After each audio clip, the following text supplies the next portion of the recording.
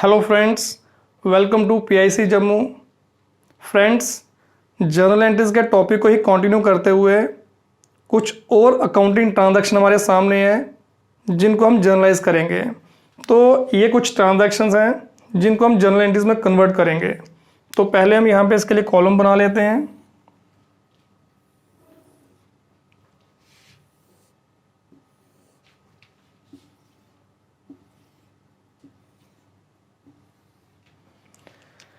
तो इसमें पहली ट्रांजैक्शन आ गई, depreciation charge on furniture worth ₹10,000 at the rate of 10% per annum. कहता आपने फर्नीचर के ऊपर डेप्रिसिएशन चार्ज की, फर्नीचर की वैल्यू 10,000 है और उसके ऊपर 10% पर एनम के हिसाब से डेप्रिसिएशन चार्ज की। तो पहले आपको ये पता होना चाहिए कि डेप्रिसिएशन हम किसे कहते हैं। अब देखिए, जब भी हम यहाँ पे बिजनेस के अंदर फिक्स एसेट को यूज़ करते हैं, उसको यूज़ करने से जो उसकी वैल्यू में कमी आती है उसको बोलते हैं डेप्रिसिएशन। अब क्वेश्चन ये होता है कि फिक्स एसेट की वैल्यू में कमी क्यों आती है। अब देखो, रूटीन एक्टिविटी में जब हम यहाँ पे डिफरेंट टाइप की फिक्स एसेट का इस्तेमाल करते हैं, जैसे plant and machinery, furniture, vehicle, building, तो उसको यूज़ करने से उसकी बियर एंड टियर होती है, यानी कि उसकी घिसाई होती है और टाइम के साथ साथ यहाँ पे जो है एसेट पुरानी हो जाती है। तो पुरानी होने के कारण, उसकी बियर एंड टियर के कारण उसकी वैल्यू में लगातार यहाँ पे जो है लॉस होता है। तो जो उसकी वैल्यू में कमी आती है उसी को हम बोलते हैं डेप्रिसिएशन, और ये बिजनेस का लॉस होता है, इसलिए यहाँ पे जो है इसको बुक में हमें रिकॉर्ड करना पड़ता है। तो रिकॉर्डिंग के लिए सबसे पहले हम इसको जर्नलाइज करते हैं, जर्नल बुक में हम इसको रिकॉर्ड करते हैं, उसके बाद यहाँ पे जो है अकाउंट में इसकी ट्रांसफर करते हैं। तो अब देखते हैं कि इस ट्रांजेक्शन के अंदर यहाँ पे दो अकाउंट कौन से इन्वॉल्व हैं। एक तो यहाँ पे डेप्रिसिएशन हो गया, क्योंकि हमारी यहाँ पे जो है एसेट की वैल्यू में कमी आई है, जिसको हम डेप्रिसिएशन बोलेंगे। दूसरा फर्नीचर, जिसकी वैल्यू में कमी आई है। डेप्रिसिएशन जो है ये हमारा लॉस है, तो nominal account, furniture real account. अब रूल अप्लाई करेंगे, नॉमिनल अकाउंट का rule, debit all expenses and losses, credit all income and gain. तो ये लॉस है तो उसको डेबिट करेंगे। Real account, number second real account, और रियल अकाउंट का rule, debit but comes in, credit but goes out. यानी कि बिजनेस के अंदर अगर एसेट आ रही है या बढ़ रही है तो उसको डेबिट करो, और अगर एसेट जा रही है यानी कि कम हो रही है तो उसको क्रेडिट करो। हमारे फर्नीचर की वैल्यू में कमी आई है, इसकी वैल्यू में लॉस हुआ, तो फर्नीचर कम हो रहा है तो उसको क्या करना है, क्रेडिट। तो एंट्री बन जाती है depreciation account D R to furniture account.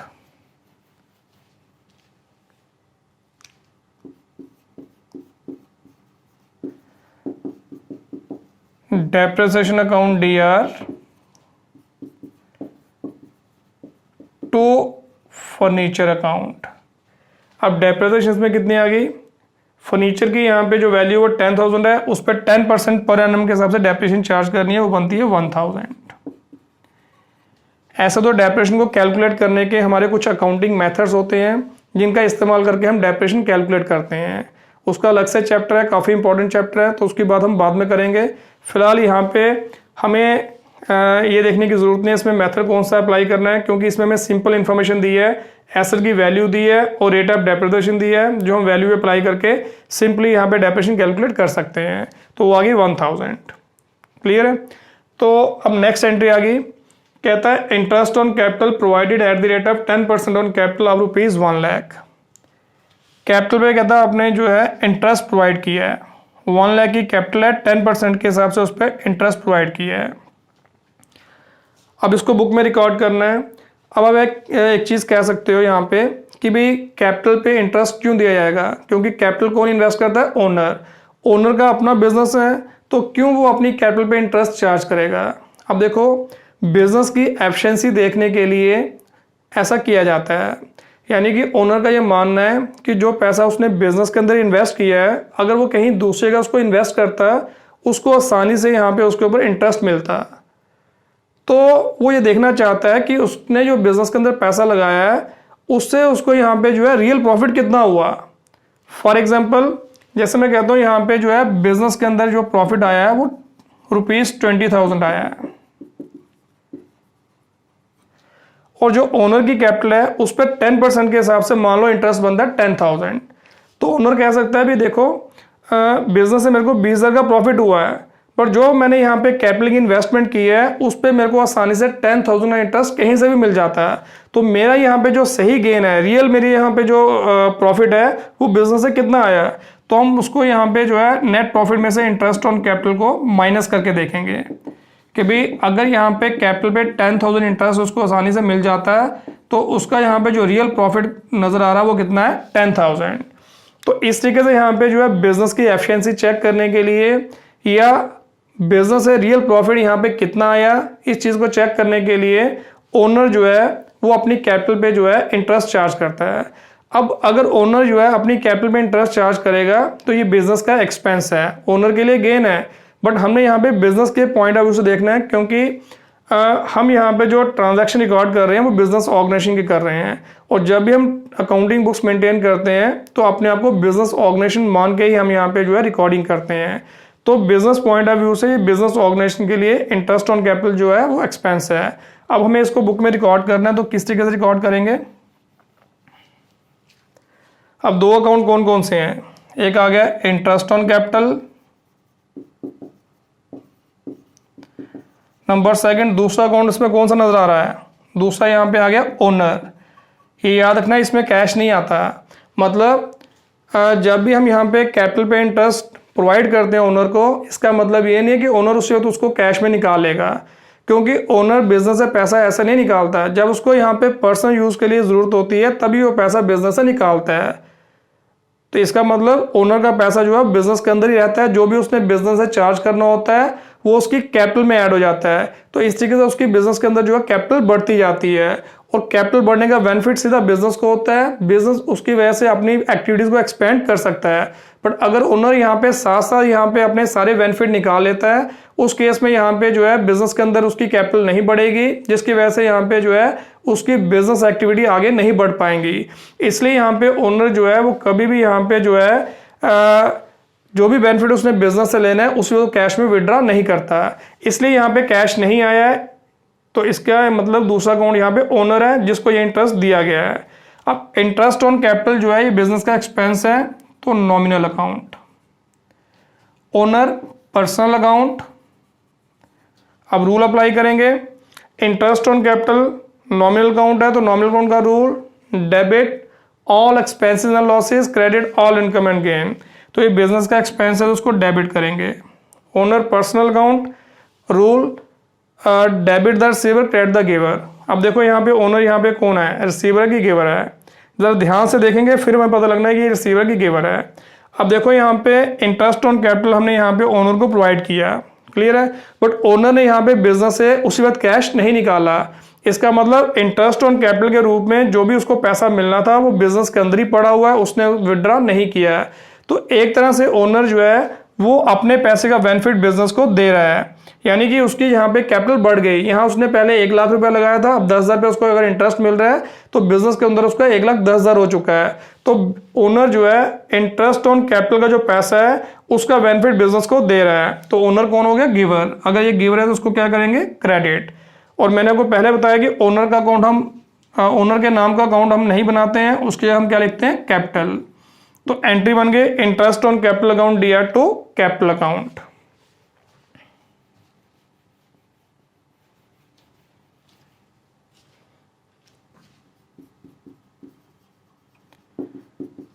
Interest on capital account DR to capital account. ये कैपिटल अकाउंट के बारे में सबसे पहले मैं आपको बता चुका हूं, जब हमने जनरल एंट्रीज का टॉपिक स्टार्ट किया था उस समय जो पहली ट्रांजैक्शन आई थी वो कैपिटल की ही आई थी। तो ये आपको मैं बता चुका हूँ यहाँ पे कि ओनर का नाम का अकाउंट हम क्यों ओपन नहीं करते, उसके कैपिटल अकाउंट क्यों ओपन करते हैं। तो यहाँ पे उसकी कैपिटल जो है 1 लाख है, 10% के हिसाब से इंटरेस्ट कितना बन गया, 10,000। क्लियर है। Next transaction interest on drawings. अब जैसे ओनर जो है वो अपनी कैपिटल पे इंटरेस्ट चार्ज करता है, ऐसे यहाँ पे जो है अगर वो पर्सनल यूज के लिए पैसा विड्रॉ करता है बिजनेस से, यानी कि ड्राइंग्स करता है, तो उसके ऊपर यहाँ पे जो है उसको इंटरेस्ट जो है बिजनेस को देना पड़ता है। तो जैसे इंटरेस्ट ऑन कैपिटल पे इंटरेस्ट प्रोवाइड किया जाता है, ऐसे उसकी ड्राइंग पे जो है बिजनेस ऑर्गेनाइजेशन जो है वो इंटरेस्ट चार्ज करती है। तो जब ड्राइंग पे इंटरेस्ट चार्ज किया जाता है तो ये बिजनेस ऑर्गेनाइजेशन के लिए इनकम ओनर के लिए यहाँ पे ये एक्सपेंस है, बट बिजनेस ऑर्गेनाइजेशन के लिए इनकम। तो हमने बिजनेस ऑर्गेनाइजेशन के पॉइंट ऑफ व्यू से एंट्री डालनी है। तो यहाँ पे दो अकाउंट कौन से हो गए, इंटरेस्ट ऑन ड्राइंग्स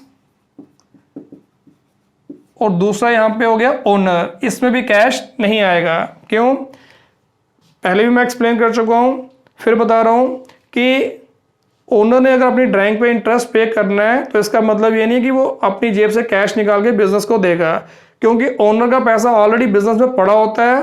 तो ओनर कहता है भी मेरा तो ऑलरेडी आपके पास पैसा पड़ा हुआ है, कैपिटल पड़ी हुई है, तो जो भी आपने यहाँ पे मेरी ड्राइंग पे इंटरेस्ट चार्ज करना है वो उसी में से काट लो। तो इसका मतलब इंटरेस्ट ऑन ड्राइंग जो है वो ओनर कैश में पे नहीं करता, वो उसकी कैपिटल में से डिडक्ट हो जाती है। तो इसलिए यहाँ पे जो है इसमें कैश नहीं आया। तो इसका मतलब एक तो interest on drawing as a income आ गई, दूसरा क्योंकि ओनर के कैपिटल अकाउंट से ये इंटरेस्ट डिडक्ट होगा इसलिए दूसरा अकाउंट कौन हो गया, ओनर। तो interest on drawing nominal account, owner personal account. अब नॉमिनल अकाउंट का rule, debit all expenses and losses, credit all income and gain. Business के लिए इनकम है तो उसको क्या करना है, credit. Owner personal account rule, debit the receiver credit the giver. अब इसमें ओनर क्या है, रिसीवर की गिवर। अब यहाँ पे अगर ध्यान से देखेंगे तो ओनर यहाँ पे कौन है, रिसीवर। कैसे रिसीवर हुआ, इंटरेस्ट ऑन ड्राइंग ओनर से हमें लेना है, बट ओनर ने यहाँ पे जो है ये कैश में पे नहीं किया। इसका मतलब एक तरह से यहाँ पे ये पैसा जो है वो ओनर के पास पड़ा हुआ है, तो ओनर जो है इस पैसे का बेनिफिट ले रहा है, तो उस केस में वो कौन हुआ, रिसीवर। तो अगर रिसीवर है तो उसको हम क्या करेंगे, डेबिट। क्लियर है। बट ओनर का नाम का अकाउंट हम ओपन नहीं करते। अब इसकी जगह हम क्या लिखेंगे, कैपिटल तो लिख नहीं सकते, क्योंकि कैपिटल का मतलब हो गया कि जो पैसा बिजनेस में इन्वेस्ट कर रहा है, तब हम कैपिटल लिखते हैं। बट अगर वो पर्सनल यूज के लिए निकाल रहा है तो उसको हम ड्राइंग्स लिखते हैं। तो अगर ऑलरेडी उसने ड्राइंग्स कर रखी हैं और उसके ऊपर उसको इंटरेस्ट बनता है तो इसका मतलब इंटरेस्ट ऑन ड्राइंग भी उसकी एक तरह की नई ड्राइंग्स हुई। तो इसलिए हम यहाँ पे ओनर की क्या लिखेंगे, ड्राइंग्स। तो एंट्री बनती है drawings account DR to interest on drawings account. तो जो भी ड्राइंग्स पे इंटरेस्ट चार्ज किया जाता है ओनर से, तो वो भी ओनर के लिए नई ड्राइंग्स हुई, तो उसको ड्राइंग्स की तरह ही ट्रीट करना है। और ड्राइंग्स अकाउंट जो है ओनर को रिप्रेजेंट कर रहा है। तो एंट्री बनती है drawings account DR to interest on drawings account.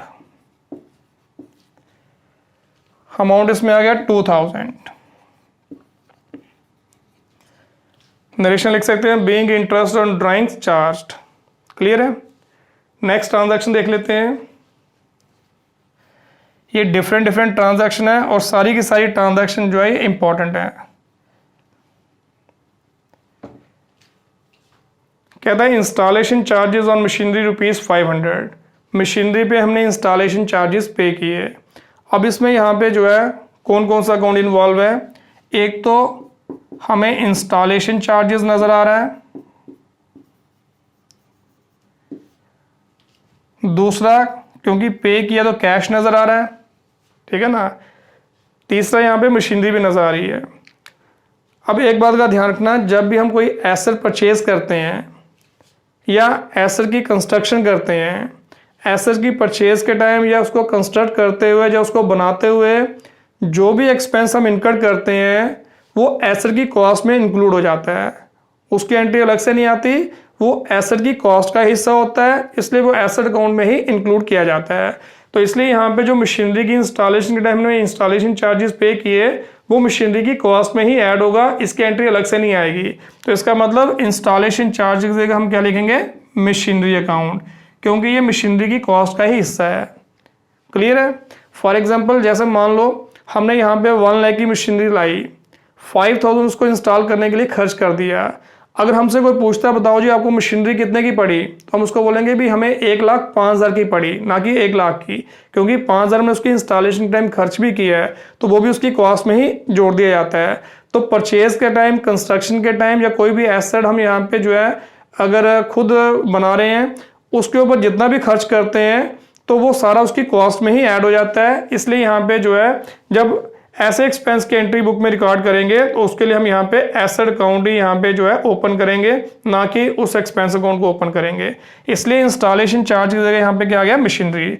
अब मशीनरी जो है वो रियल अकाउंट, कैश भी रियल अकाउंट। तो रियल अकाउंट का rule, debit but comes in, credit but goes out. तो यहाँ पे मशीनरी के इंस्टॉलेशन चार्जेस पे किए, जिसकी वजह से मशीनरी की कॉस्ट बढ़ गई, तो इसका मतलब बिजनेस के अंदर मशीनरी बढ़ रही है। तो अगर ये मशीनरी बढ़ रही है तो उसको डेबिट, हमने कैश पे की, कैश जा रहा है तो क्या करेंगे, क्रेडिट। तो एंट्री बन गई machinery account DR to cash account.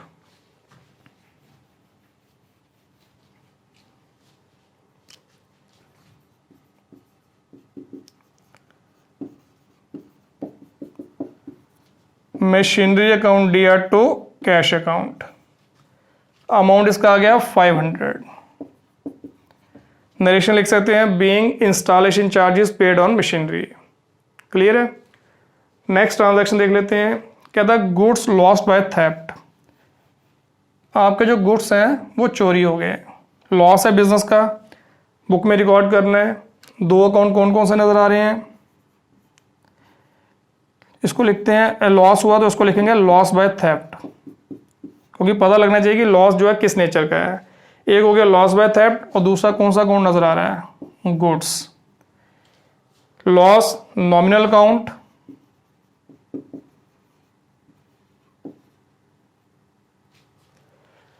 और गुड्स के लिए मैंने आपको क्या बताया था कि हम गुड्स अकाउंट ओपन नहीं करते, उसकी जगह सेल परचेज या परचेज इनवर्ड, परचेज रिटर्न या सेल रिटर्न जो है वो अकाउंट ओपन करते हैं। अब यहाँ पे गुड्स के क्या लिखेंगे, ना ये सेल है, ना ये परचेज है, ना किसी टाइप की ये रिटर्न है। अब ऐसी एंट्री को पहले भी करवा चुका हूँ कि भाई जब हमारे गुड्स चोरी हो गए, तो इसका सीधा इम्पैक्ट हमारी परचेजेस के ऊपर पड़ा, यानी कि जो हमारे गुड्स हैं जो हमने खरीदे हुए थे वो कम हो गए, तो इसका मतलब हमारी परचेजेस कम हो गई।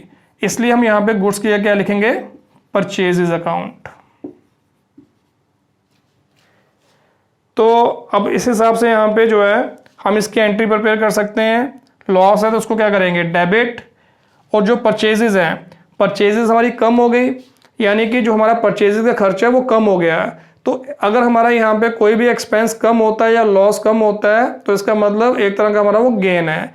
तो यानी कि यहाँ पे एक टाइप का एक्सपेंस जो है वो दूसरे टाइप के लॉस में कन्वर्ट हो रहा है। तो फिलहाल यहाँ पे परचेजेस हमारी कम हुई, यानी कि परचेज वाला एक्सपेंस कम हुआ तो एक तरह का गेन है। तो अगर गेन है उसको क्या करेंगे, क्रेडिट। तो एंट्री बन गई loss by theft account DR to purchases account. Clear है ये। अब इस चीज़ का ध्यान देना, ये ऐसे परचेजेस हमारे यहाँ पे गेन नहीं होता। जब हमने गुड्स परचेज किए थे उस समय हमने यहाँ पे पेमेंट किया, हमारा खर्चा है, बट किसी कारणवश हमारी परचेजेस कम हुई, हमने इसको सेल नहीं किया। अगर इसको सेल किया होता तो फिर हम इसको सेल लिखते, बट सेल नहीं करने के बावजूद भी हमारा परचेजेस वाला एक्सपेंस कम हो रहा है, तो एक्सपेंसेस का कम होने का मतलब हो गया एक तरह का हमारा गेन।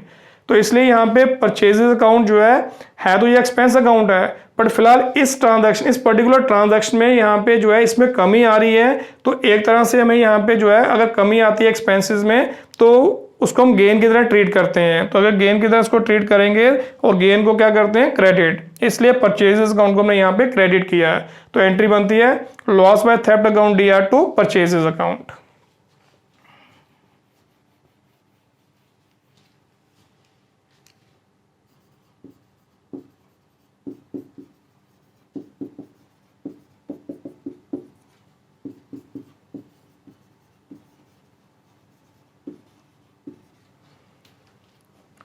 अमाउंट आ गया 1000 एंड 1000। नेक्स्ट अगली ट्रांजैक्शन देख लेते हैं, वो भी कुछ ऐसी ही है। कहता है goods destroyed by ₹5, insurance company admitted claim for 60% amount. कहता है आपके गुड्स जो हैं वो आग लगने से यहाँ पे डिस्ट्रॉय हो गए, 5000 की वैल्यू है, इंश्योरेंस कंपनी ने 60% क्लेम ही एडमिट किया है। अब इसकी क्या ट्रांजैक्शन आएगी, एक तो हमारे गुड्स डिस्ट्रॉय हुए, पहली ट्रांजैक्शन तो वो आ गई,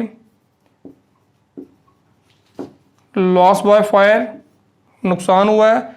दूसरा हमारी परचेजेस कम हो गई, same entry, loss by fire, loss है तो उसको क्या करेंगे, डेबिट, क्योंकि नॉमिनल अकाउंट का रूल है debit all expenses and losses credit all income and gain, इसको डेबिट किया, हमारे यहाँ पे जो परचेजेज वो कम हो गई, परचेजेज वाला एक्सपेंस कम हो गया, इसका मतलब एक तरह से गेन, तो गेन है तो उसको क्या करेंगे क्रेडिट।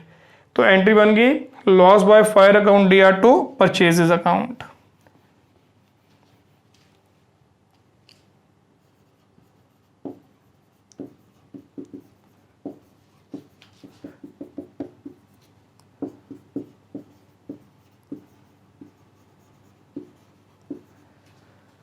अमाउंट आ गया इसका 5000। अब साथ ही उसने लिखा है, कहता है इंश्योरेंस कंपनी ने यहाँ पे जो है 60% क्लेम एडमिट किया है, यानी कि इंश्योरेंस कंपनी ने माना कि जितना भी आपका लॉस हुआ है उसका 60% यहाँ पे जो है हम क्लेम पे करेंगे। अब इसकी अलग से एंट्री आनी है, क्या एंट्री बनेगी, इंश्योरेंस कंपनी ने क्लेम एडमिट किया है, अभी पे नहीं किया है, एडमिट किया है। इसमें दो अकाउंट कौन कौन से हैं, एक हो गया इंश्योरेंस कंपनी जिसने क्लेम एडमिट किया, और क्लेम एडमिट करने का मतलब हो गया कि 60% लॉस की भरपाई वो कंपनी करेगी, तो इसका मतलब उसके क्लेम एडमिट करने से हमारा यहाँ पे जो लॉस है वो कम हो गया। तो दूसरा अकाउंट यहाँ पे लॉस बाय फायर है। इंश्योरेंस कंपनी पर्सनल अकाउंट है और लॉस बाय फायर जो है ये नॉमिनल अकाउंट। अब रूल अप्लाई करेंगे, पर्सनल अकाउंट का rule, debit the receiver credit the giver. अब इंश्योरेंस कंपनी यहाँ पे कौन है, रिसीवर की गिवर। इंश्योरेंस कंपनी ने क्लेम एडमिट किया बट अभी क्लेम पे नहीं किया, इसका मतलब जब उसने क्लेम एडमिट कर लिया तो जो पैसा उसने हमें देना है अभी दिया नहीं है, अपने पास ही रखा हुआ है, इसका मतलब एक तरह से हमारे पैसे को बेनिफिट ले रही है। अगर वो इंश्योरेंस कंपनी बेनिफिट ले रही है तो वो रिसीवर है, तो उसको क्या करेंगे debit. Loss by fire nominal account है, तो रूल है debit all expenses and losses credit all income and gain. क्योंकि इंश्योरेंस कंपनी ने यहाँ पे क्लेम एडमिट किया, हमें यहाँ पे जो है वहाँ से कुछ पेमेंट आएगी जिसकी वजह से हमारा यह लॉस जो है वो कम हो गया। तो लॉस का कम होने का मतलब हो गया कि हमारा ये गेन, तो गेन है तो उसको क्या करेंगे क्रेडिट। तो एंट्री बनती है insurance company account D R to loss by fire. तो दूसरी एंट्री आ गई,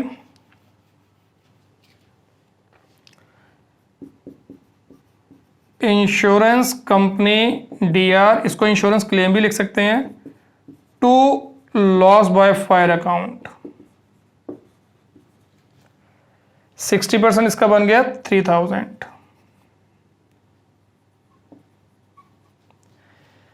अब थर्ड एंट्री तब आएगी जब इंश्योरेंस कंपनी जो है वो पेमेंट करेगी, जब भी पेमेंट करेगी।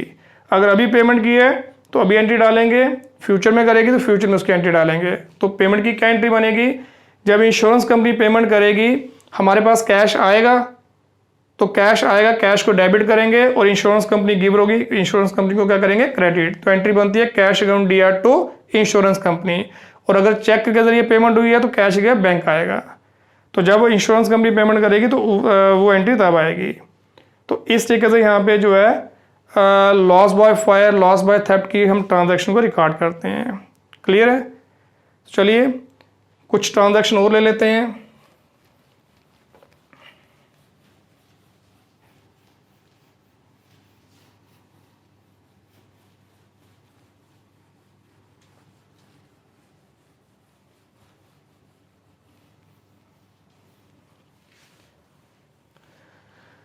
तो अब मैं आपको बताऊंगा ओपनिंग एंट्री के बारे में कि ओपनिंग एंट्री जो क्या होती है, कैसे उसको रिकॉर्ड करते हैं। तो चलिए पहले हम यहाँ पे ट्रांजैक्शन लिख लेते हैं।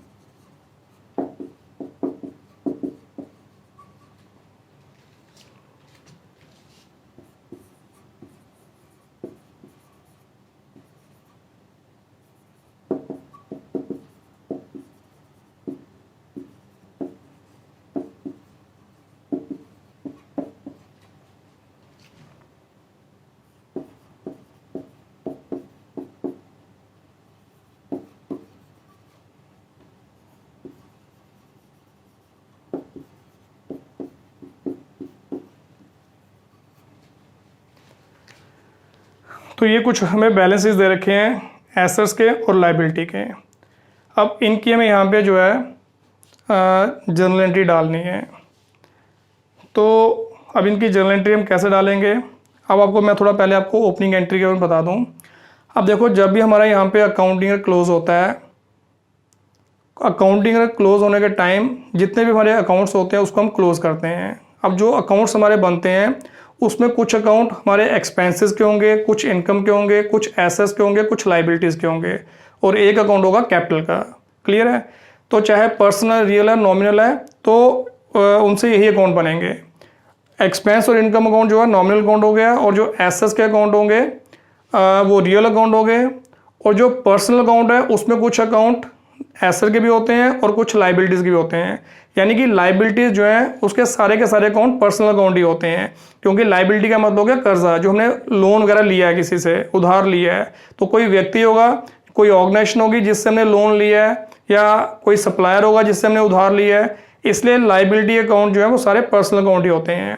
तो यानी कि हमारे assets account, income account, expenses account, liabilities account और कैपिटल अकाउंट, यही 4-5 अकाउंट टाइप के अकाउंट्स होते हैं जो हम बुक में ओपन करते हैं।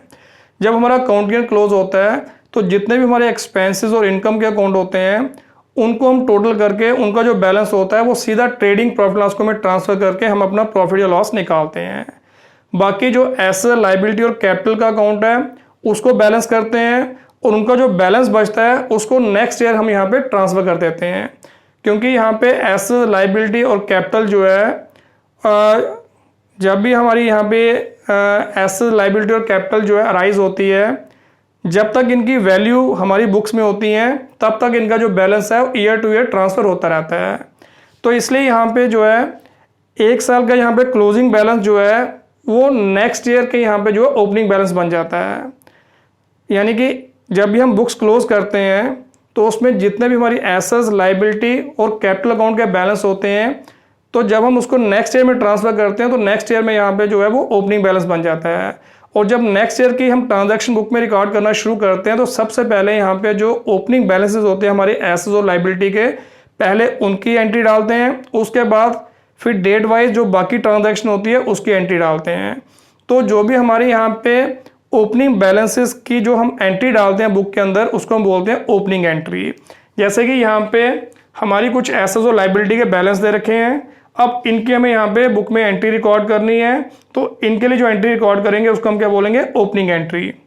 ये याद रखना, एक्सपेंस और इनकम अकाउंट के जो बैलेंस है वो ट्रांसफर नहीं होते, क्योंकि उनका लिंक जो है नेक्स्ट ईयर से नहीं होता, उनका लिंक उसी ईयर से होता है। इसलिए उनका जो बैलेंस होता है उसको हम सीधा ट्रेडिंग प्रॉफिट लॉस में ट्रांसफर करके वो अकाउंट वहीं पे क्लोज हो जाते हैं।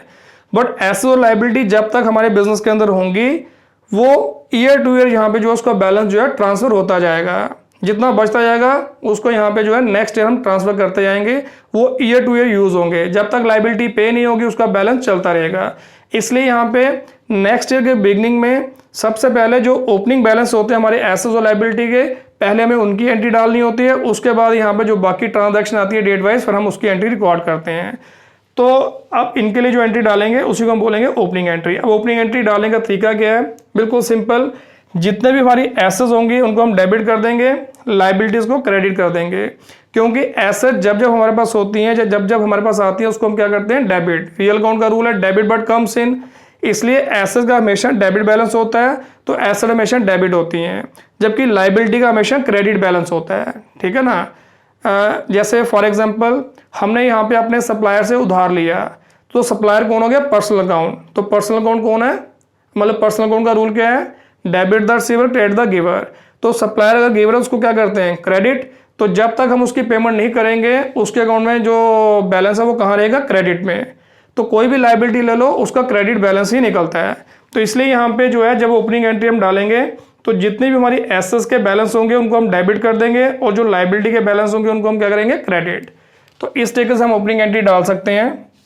अब जितनी भी हमारी एसेट्स हैं इनको हम डेबिट कर देंगे। पहले आ गया cash, cash account DR, amount आ गया इसका 10,000।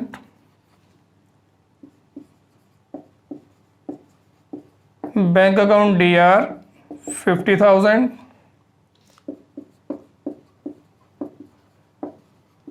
डेटर्स अकाउंट DR 20,000,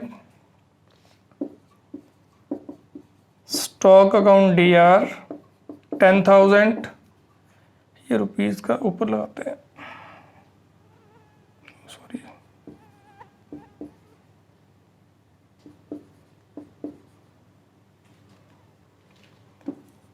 फिर आ गया plant and machinery account DR,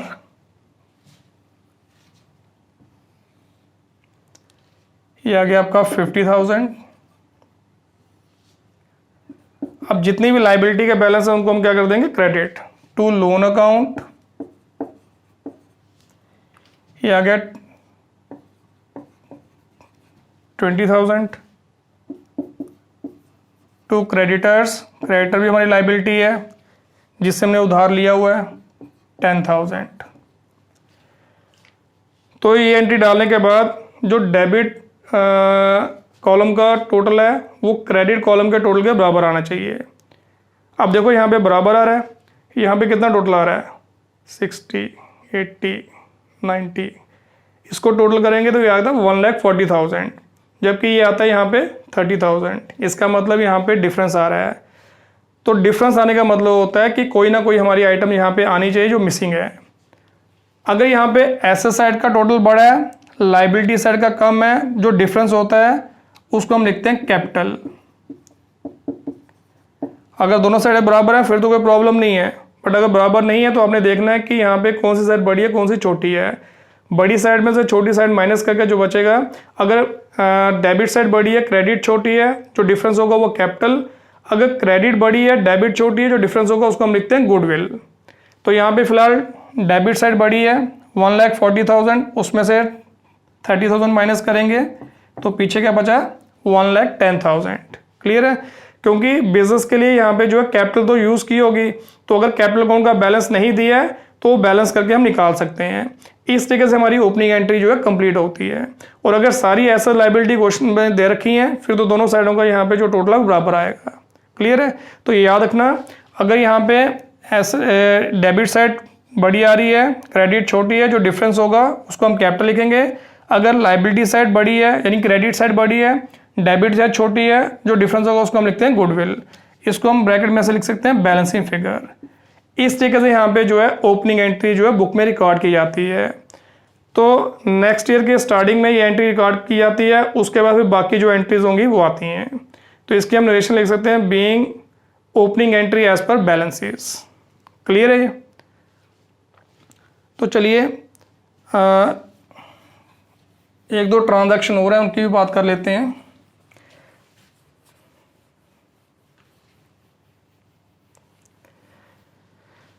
जैसे कि अपने पिछले सेशन में मैंने आपको बताया था आउटस्टैंडिंग एक्सपेंसेस और प्रीपेड एक्सपेंसेस के बारे में, तो थोड़ा सा उनके बारे में कुछ और बता दूं। मान लो हमारे यहाँ पे जो है रेंट आउटस्टैंडिंग है 5,000।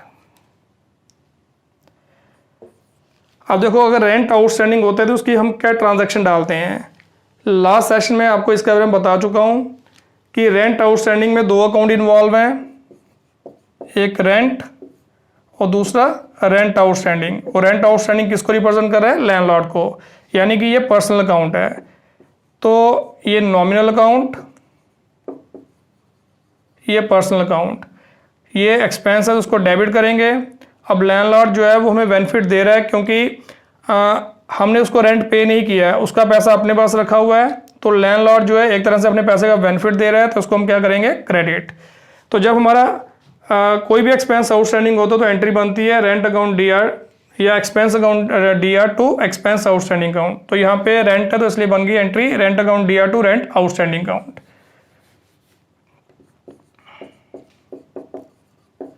Rent account DR to rent outstanding account. Clear है, और ये एंट्री आती है हमारी क्लोजिंग डेट पे। ठीक है, अब जब नेक्स्ट ईयर, क्योंकि ये हमारा रेंट आउटस्टैंडिंग है, पे नहीं किया, हमने बुक में रिकॉर्ड कर दिया। अब मान लो नेक्स्ट ईयर हमने यहाँ पे जो है ये रेंट पे कर दिया। जब रेंट पे किया उस समय क्या एंट्री बनेगी, जब हम यहाँ पे आउटस्टैंडिंग रेंट पे कर देते हैं तो एंट्री उस समय क्या बन जाती है, अब क्योंकि जब आउटस्टैंडिंग हमने रेंट पे किया, यानी कि लैंडलॉर्ड को रेंट पे किया, तो लैंडलॉर्ड कौन हो गया? रिसीवर। तो लैंडलॉर्ड को हम डेबिट करेंगे, और लैंडलॉर्ड को कौन रिप्रेजेंट कर रहा है? Rent outstanding. तो इसको हम लिख देंगे rent outstanding account DR to, और बदले में क्या किया? कैश, क्योंकि कैश में पे किया, टू कैश अकाउंट। तो यानी कि नेक्स्ट डे जब हमने आउटस्टैंडिंग रेंट पे किया तो एंट्री बनती है rent outstanding account DR to cash account. Clear है? इसके बारे में आपको मैंने पिछले सेशन में नहीं बताया था, सिर्फ रेंट आउटस्टैंडिंग या एक्सपेंस आउटस्टैंडिंग या एंट्री के बारे में बताया था।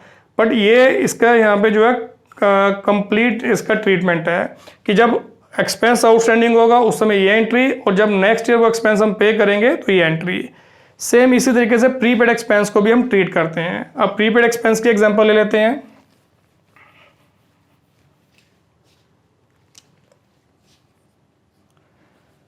मान लो हमारे यहां पे इंश्योरेंस प्रीपेड है ₹10,000। जब इंश्योरेंस प्रीपेड हुआ तो हम क्या एंट्री डालते हैं उस समय? उसकी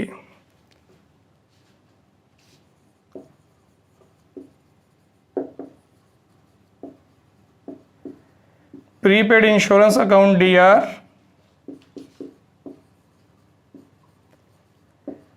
टू इंश्योरेंस अकाउंट, यही एंट्री आती है। बताया था मैंने आपको पिछले सेशन में ये एंट्री क्यों आती है, कि जब भी हम कोई एडवांस एक्सपेंस पे कर देते हैं तो इस तरीके से हम उसकी एंट्री डालते हैं जब अकाउंटिंग क्लोज होता है। प्रीपेड इंश्योरेंस या कोई भी एक्सपेंस होगा उसको डेबिट करेंगे और इंश्योरेंस अकाउंट को क्रेडिट। अब क्योंकि यहाँ पे ये इंश्योरेंस मैंने एडवांस में पे किया है तो ये हमारा जो इंश्योरेंस एक्सपेंस है वो अगले साल का है, इस साल का नहीं है। अब नेक्स्ट ईयर में जब बाकी ये एक्सपेंस बनेगा, जब ये एक्चुअल में एक्सपेंस बनेगा उस समय हम यहाँ पे जो है ये एंट्री रिवर्स कर देंगे। जब नेक्स्ट ईयर में ये हमारा एक्सपेंस बन गया तो एज ए एक्सपेंस इसको क्या करेंगे? Debit insurance account DR। और दूसरा हमारा यहाँ पे जो प्रीपेड इंश्योरेंस, जो हमारी प्रीपेड इंश्योरेंस, क्योंकि कोई भी एक्सपेंस हमारा प्रीपेड होता है हमारी एसेट होती है, तो इसलिए यहाँ पे एसेट हमारी खत्म हो रही है तो उसको हम क्या कर देंगे? Credit prepaid insurance account. या इसको पर्सनल अकाउंट के हिसाब से लें कि भाई हमने यहाँ पे इंश्योरेंस कंपनी को एडवांस में पेमेंट की, जब एडवांस में पेमेंट की थी उस समय वो रिसीवर है उसको डेबिट किया। अब एक्चुअल में यहाँ पे जो है जब जो उसको एडवांस पेमेंट हमने की है अब हमारा वो एक्सपेंस बन चुका है, इसका मतलब अब हमें यहाँ पे जो है वो हमें सर्विस दे रहा है। अब यहाँ पे सर्विस दे रहा है इसलिए इंश्योरेंस हमारा यहाँ पे एक्सपेंस बन गया। अब इंश्योरेंस कंपनी में सर्विस दे रही है तो वो कौन हुआ? गिवर। तो एज ए यहाँ पे गिवर यहाँ पे जो है इसको हमने क्रेडिट कर दिया, और इंश्योरेंस कंपनी को कौन रिप्रेजेंट कर रहा है? Prepaid insurance. तो दोनों तरह से हम यहाँ पे जो है इस ट्रांजैक्शन को समझ सकते हैं। इसको एज ए एसेट भी हम ले सकते हैं, यानी कि रियल अकाउंट की तरह भी ट्रीट कर सकते हैं, इसको हम पर्सनल अकाउंट की तरह भी ट्रीट कर सकते हैं। तो जब प्रीपेड इंश्योरेंस होगा तो ये एंट्री, और जब एक्चुअल में यहाँ पे वो प्रीपेड जो एक्सपेंस है वो हमारा एक्चुअल में एक्सपेंस बनेगा नेक्स्ट ईयर में, उस समय ये एंट्री, यानी कि ये एंट्री रिवर्स हो जाएगी। और रिवर्स क्यों हुई आपको मैं बता चुका हूँ कि जब एक्चुअल में वो एक्सपेंस हमारा, मतलब वो जो एक्सपेंस है जब एक्चुअल में हमारा वो इनकर्ड हो गया तो उस समय एक्सपेंस को हम डेबिट करेंगे। और क्योंकि यहाँ पे जिसको हमने एक्सपेंस पे किया अब हमें सर्विस दे रहा है तो इसलिए वो गिवर है तो उसको क्या करेंगे? क्रेडिट। और उसको रिप्रेजेंट करने के लिए हमने यहाँ पे ये अकाउंट ओपन किया हुआ प्रीपेड इंश्योरेंस वाला, तो इसलिए यहाँ पे जो उसकी जगह प्रीपेड इंश्योरेंस का नाम आएगा। क्लियर है? तो इस तरीके से जो एक्रूड इनकम है या इनकम रिसीव इन एडवांस है उसको भी हम यहाँ पे सेम इसी तरीके से ट्रीट करते हैं। क्लियर है? तो ये थी कुछ हमारी ट्रांजैक्शंस जिनको हमने सीखा कि कैसे इसको जर्नलाइज करते हैं, और ट्रेडिशनल अप्रोच को अप्लाई करके यहाँ पे जो है इसको कैसे जर्नलाइज किया जाता है। मैंने आपको स्टार्टिंग में बताया था यहाँ पे जर्नल एंट्रीज को रिकॉर्ड करने के दो तरीके हैं, 2 अप्रोचेज हैं, ट्रेडिशनल अप्रोच और मॉडर्न अप्रोच। ट्रेडिशनल अप्रोच को हम यहाँ पे इंग्लिश अप्रोच भी बोलते हैं और मॉडर्न अप्रोच को हम यहाँ पे अमेरिकन अप्रोच भी बोलते हैं। अब तक हमारे यहाँ पे जितने भी जर्नल एंट्री से रिलेटेड सेशन हुए उन सभी में हमने ट्रेडिशनल अप्रोच को ही अप्लाई किया। अब अगले सेशन में यहाँ पे मैं अमेरिकन अप्रोच से भी आपको बताऊंगा कि किस तरीके से यहाँ पे जो है ट्रांजैक्शन को रिकॉर्ड किया जाता है। बाकी चाहे ट्रेडिशनल अप्रोच अप्लाई करो चाहे मॉडर्न अप्रोच अप्लाई करो, एंट्री हमारी सेम आएगी। सिर्फ यहाँ पे जो है इन 2 अप्रोचेज में डिफरेंस क्या है? अकाउंट्स की क्लासिफिकेशन का है। यानी कि यहाँ पे अकाउंट्स की क्लासिफिकेशन जो है वो अलग अलग ढंग से की जाती है, बाकी रूल जब हम अप्लाई करेंगे तो रिजल्ट हमारा सेम निकलेगा। डेस्टिनेशन हमारा सेम है, सिर्फ उस तक पहुंचने के रास्ते दो हैं। तो अगला सेशन जो है वो पूरा का पूरा सेशन मैं मॉडर्न अप्रोच के लिए दूंगा, और उस पूरे सेशन में ही यहाँ पे जो है आपको बताऊंगा कि मॉडर्न अप्रोच को अप्लाई करके किस तरह से ट्रांजैक्शन जो है हम जर्नल बुक में रिकॉर्ड करते हैं, और उसी सेशन में हम यहाँ पे उसको कंक्लूड भी करेंगे। क्लियर है? तो चलिए दोस्तों, मिलेंगे अपने अगले सेशन में। Thank you very much.